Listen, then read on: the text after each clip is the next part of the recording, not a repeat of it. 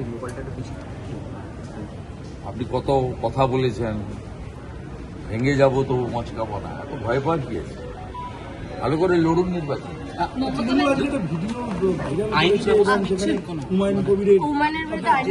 না না, আমার কোনো স্ট্যান্ডই নেই। আমার নাম অনেকবার ওখানে এসেছে।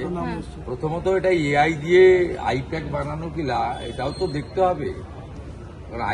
এআই দিয়ে তো সবকিছু বানানো যায়, কিন্তু সেখানে মধ্যপ্রদেশের মুখ্যমন্ত্রী, আমার কথা ছেড়ে দেন, মধ্যপ্রদেশের মুখ্যমন্ত্রীর কথা বলা হয়েছে, একবার পিএম এর কথা বলা হয়েছে। এই গুরুতর অভিযোগ। হুমায়ুন কবির কি করবেন জানি না। ওনার এটা সেন্ট্রাল ফরেন্সিক ল্যাবে তদন্ত এবং সিবিআই তদন্ত দাবি করা উচিত। মধ্যপ্রদেশ সরকারেরও উচিত এটা স্পেশাল ইনভেস্টিগেশন দেওয়া, এবং এই আইপ্যাকে যারা এগুলো কারবারটা করেছেন বা এআই দিয়ে বানিয়েছেন, এআই কিনা দেখা দরকার আছে। ভালো হয়েছে, রাজ্য সরকার এটাকে সিবিআইতে রিকমেন্ড করুন। সিবিআই যদি মনে করে এখানে মানি ট্রেল হয়েছে, তাহলে ইডিকে তারা ইডিকে হ্যান্ড ওভার করবে।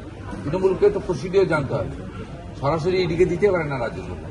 রাজ্য সরকার রেকমেন্ড করতে পারে ভারত সরকারকে ফর সিবিআই। সিবিআই যদি দেখে সেখানে, প্রথমত এটা এআই কিনা সেটা তো সেন্ট্রাল ফরেন্সিক ল্যাব থেকে দেখতে হবে। এবার আমার কোনো মন্তব্য নেই। এটা মমতা ব্যানার্জির বি টিম হুমায়ুন কবিরের লড়াই বাবরি মসজিদ নিয়ে, আর আমাদের বক্তব্য হচ্ছে বাবরের নাম লিখতে দেব না আমরা। একদম single point agenda, single point agenda যে বাবরের নাম আমরা এখানে লিখতে দেব না।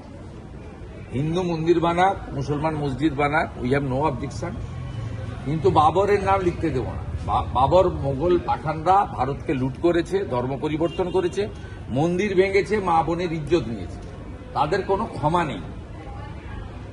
আর এগুলো কমপ্লিটলি তৃণমূলের এ টিম বি টিম, এরা সমানে ভারতীয় জনতা পার্টির বিরুদ্ধে বক্তব্য রাখে এবং ভারতীয় জনতা পার্টির সম্পর্কে তার আদর্শ, তার বিচারধারা নিয়ে প্রশ্ন তোলে। ওরা ওদের নিজেদের মধ্যে লড়াই, আমাদের মধ্যে এর বিষয়ে সময় খরচ ব্যয় করাই উচিত না। আলু চাষিদের বিষয়ে আপনি একটা এক্স হ্যান্ডেলে পোস্ট করেছেন যে আলু ভয়ঙ্কর কষ্টে আছে, ভয়ঙ্কর কষ্টে আছে। আলু চাষিদের সর্বনাশ করে দিয়ে গেলেন এই মহিলা, মানে এই মুখ্যমন্ত্রী মাননীয়া মমতা ব্যানার্জি আলু চাষিদের সর্বনাশ করে দিয়ে গেলেন। মমতা ব্যানার্জি বলছেন, আমরা কথা দিতে পারি বিজেপি এলে আলু চাষিদের এই দুর্দশার সামনে পড়তে হবে না। মমতা ব্যানার্জি বলছেন তার র্যালিতে নাকি শুধু সরু দড়ি দেওয়া হয়, কিন্তু বিজেপির যদি র্যালি হয় তখন নাকি বিশাল ব্যারিকেড দেওয়া হয়, কি বলছে, যাতে লোক সংখ্যা নিয়ন্ত্রণ করা সম্ভব না হয়। মানে মমতা ব্যানার্জির র্যালিতে আচ্ছা, মোটা দড়ির দাবি করছে। পাঠিয়ে দেবেন? না, আমি কেন পাঠাতে যাব? উনি কখনো বলছেন আমার কাছ থেকে সব কেড়ে নিয়েছে, আবার কখনো বলছে ওই অ্যাডভোকেটকে আমার সিআইডি গ্রেপ্তার করবে। উনি নিজেই তো পরস্পর বিরোধী কথা বলছেন। যদি ওনার মোটা দড়ির দাবি থাকে তাহলে মনোজ আগরওয়ালের কাছে আবেদন করুন, তিনি যাতে ডিজিপিকে এবং সিপিকে বলেন যে সরু দড়ির পরিবর্তে মোটা দড়ি দিতে। তবে আমাদের কোনো দড়ি লাগে না। আমার নমিনেশন ফাইলের দিন অমিত শাহজির সামনে কলকাতা পুলিশ দড়ি ঘিরে যাচ্ছিল, অমিত শাহজি উপর থেকেই নির্দেশ দিয়ে দড়ি সরিয়েছেন, আপনারা দেখেছেন। বিজেপির দড়ি টড়ি লাগে না, সরুও লাগে না, মোটাও লাগে না।